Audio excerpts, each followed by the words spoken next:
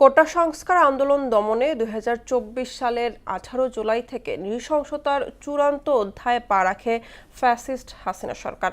১৬ জুলাই থেকে শুরু হওয়া ছাত্র হত্যা দমন পীড়নের ধারাবাহিকতায় ২৭ জুলাই ডিবি হেফাজতে নেওয়া হয় নাহিদ ইসলাম সহ বৈষম্য বিরোধী আন্দোলনের ৫ নেতাকে। এদিন টানা ৫ দিন সারা দেশে ইন্টারনেট শাটডাউনের পর ২৮ জুলাই থেকে তা চালুর ঘোষণা দেন আইসিটি প্রতিমন্ত্রী জুনায়েদ আহমেদ পলক। জনপ্রশাসন প্রতিমন্ত্রী জানান ২৮ জুলাই অফিস খোলা থাকবে ৯টা থেকে ৩টা। এদিন ব্লক রেটে ৫ শতাধিক মানুষকে আটক করা হয়। নিহতের সংখ্যা ছাড়ায় ৫০০। ২৭ জুলাই নিয়ে এম আর আসাদের বিশেষ প্রতিবেদন। ২৪-এর ১৮ জুলাই থেকে সারা দেশে ছাত্র হত্যা ও ব্যাপক ধরপাকড়ের জেরে গণবিক্ষোভের মুখে পড়ে ফ্যাসিস্ট হাসিনা সরকার। আন্দোলন ছড়িয়ে পড়ে দেশের প্রত্যন্ত অঞ্চলে।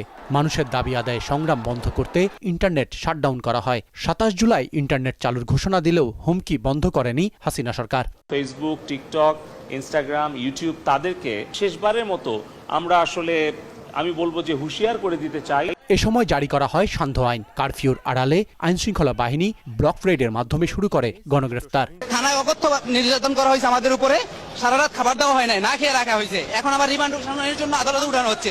২৭ জুলাই আটক করা হয় আন্দোলনের আলোচিত মুখ নাহিদ ইসলাম সহ ৫ নেতাকে। ডিবি হেফাজতে তাদের ওপর নেমে আসে নির্যাতনের খড়গ। দেয়া হয় আন্দোলন বন্ধের চাপ। এরপরও থেমে থাকেনি বাংলার আপামর জনতার প্রতিরোধ। ফ্যাসিস্ট জুলুমের বিরুদ্ধে মুখ খুলতে থাকেন সর্বস্তরের মানুষ। কত হাজার মানুষ মারিয়া লাইছেন, এটি সব আপনি বলানো কমপ্লিট আছে।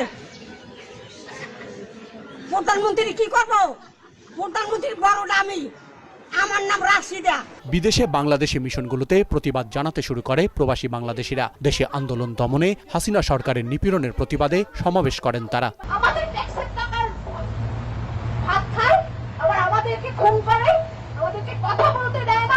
আন্দোলনের সমর্থনে রাজপথে নেমে আসেন সাধারণ মানুষ। নিজ সামর্থ্যের মধ্যে পাশে দাঁড়ান ছাত্র জনতার।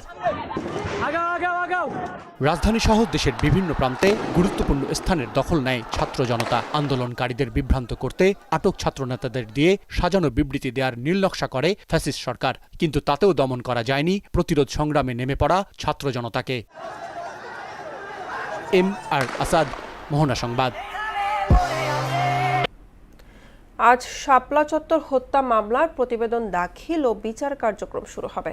এই মামলায় গ্রেফতার আসামিরা হলেন সাবেক স্বরাষ্ট্র প্রতিমন্ত্রী শামসুল হক টুকু, অবসরপ্রাপ্ত মেজর জেনারেল জিয়াউল আহসান, সাবেক মন্ত্রী দীপুমণি, পুলিশের সাবেক মহাপরিদর্শক একেএম শহীদুল হক, পুলিশের সাবেক ডিআইজি মোল্লা নজরুল ইসলাম, ৭১-এর ঘাতক দালাল নির্মূল কমিটির উপদেষ্টা মণ্ডলীর সভাপতি শাহরিয়ার কবির, সাবেক ডিআইজি আব্দুল জলিল মণ্ডল, সাংবাদিক ফারজানা রূপা ও মোজাম্মেল বাবু।